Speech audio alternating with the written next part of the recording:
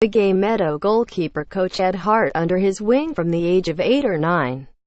At that time the prodigy was still attending Oxon Primary School in Byketon Heath. Tomorrow, Hart is set for his first competitive return to Shrewsbury, with West Ham in the FA Cup.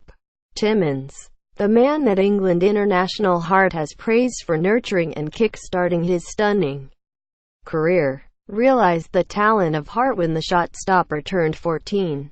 It was then that he acted.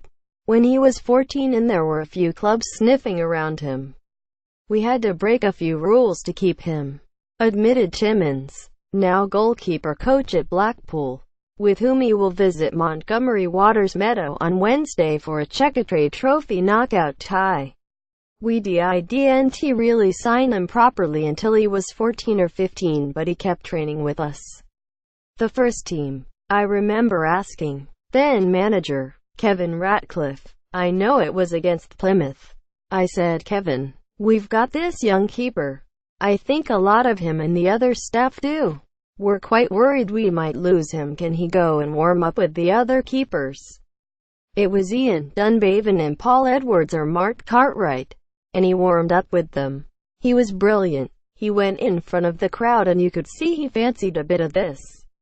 He warmed them up as if he was playing advertising. You could see he loved it. It got him a taste for it.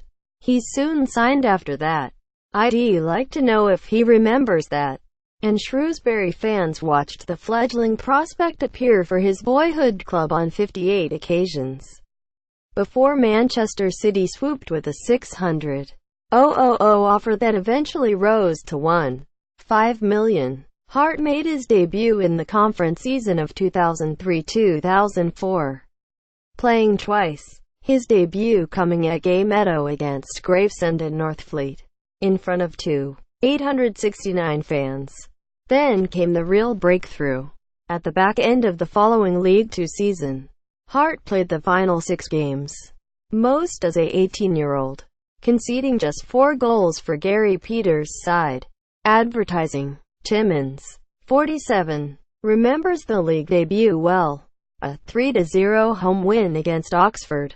The goalkeeping coach, who took charge of youth affairs right the way through to the first team, savored the occasion by handing Hart his prodigy of almost a decade a memento. "I remember when Joe made his Football League debut against Oxford, getting a case done for him," added the coach, who spent between 1996 to 2006 with Town, as well as 2008-2009. "It was like a silver business card. Not silver like it cost a lot of money. I have no idea if he still got it. I've never asked. I put something like all the best.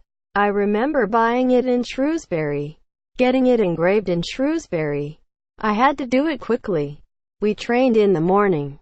I'd get it done, then shoot to Wolves to train, get back up for the Oxford home game on Saturday. I made nothing of it.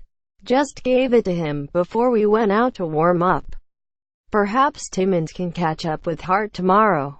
He is on BBC television duty, no doubt telling similar tales as well as taking notes for Blackpool boss Gary Bowyer ahead of the upcoming trophy clash. Timmins, who worked under Fred Davies, J. King, Sheik Bates, Radcliffe, Mark Atkins, Jimmy Quinn, Peters and Paul Simpson with Town, explained the pride Hart has brought to the town and county.